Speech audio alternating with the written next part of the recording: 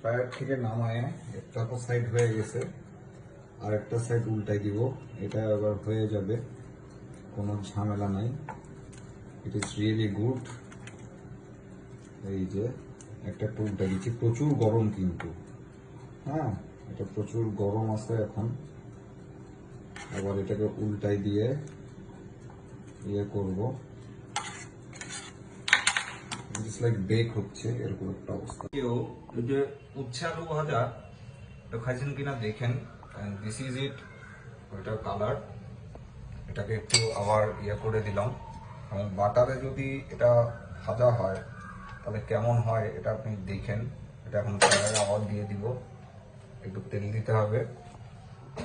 এই যে একটু তেল দিয়ে দিই, আবার অল্প তেল, বেশি না, অল্প একটু তেল দিয়ে দিলে এটা হয়ে যাবে। এবার আবার ফ্রায়ারে ঢুকাই দিব। এটাই হচ্ছে দুপুরবেলার খাবার, দুপুরবেলা সবজি খেতে হয়। যে ফ্রায়ারে দিয়ে দিলাম 100 উপর নিচের গরম হবে, 15 মিনিট দিয়ে দিলাম।